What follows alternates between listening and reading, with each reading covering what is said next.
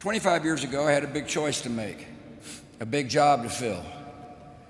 I wanted to know all my options, so I enlisted the help of a distinguished former White House Chief of Staff and Secretary of Defense to lead my search for running mate. Dick Cheney and I went through the files name by name.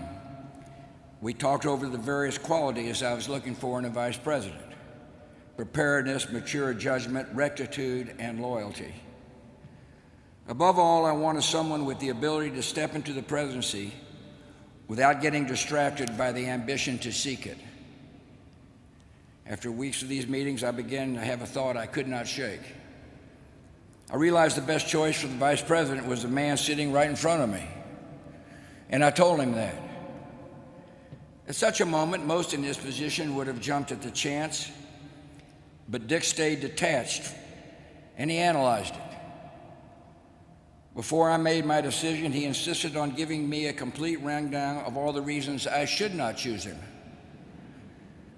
He also heard one of my top advisors was against the choice, so Dick invited him to make the case. As he did so, he sat there unfazed and expressionless. In the end, I trusted my judgment.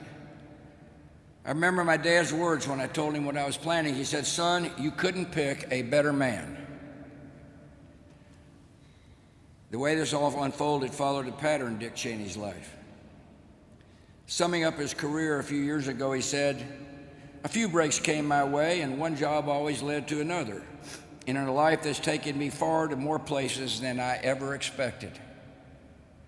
That was Dick's typically understated version of events, but there's a little more to the story. His abilities were self-evident without need of calculation or self-promotion. His talent and restraint exceeded his ego. Even before the Cheney name reached the national stage, people always saw something in the man, solid, reliable, and rare. One of the first to really notice was Lynn Vincent. She can recall a time in their college years when Dick, as he freely admitted, lacked direction and needed some straightening out. I think we had that in common. That was Lynn's kind of project, and it did not take her long. He said many times that his life would have turned out a whole lot different if he had never met her. It may explain how in just over a decade, a guy can go from laying transmission lines outside Cheyenne to serving as Chief of Staff of the President of the United States.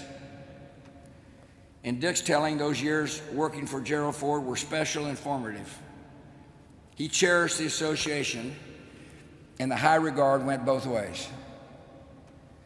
In his memoir, President Ford described Dick's steadiness, his low-key style, and his absolute loyalty. I know exactly what he meant. These are not traits easy to come by in Washington. Being calm, reticent, undramatic, and untrustworthy are not everyone's formula for success in politics. But they were the Cheney way, and they worked. I'm reminded of a renowned senator who once gave this advice to a junior colleague. Perhaps he said, "You could occasionally allow yourself the luxury of an unexpressed thought."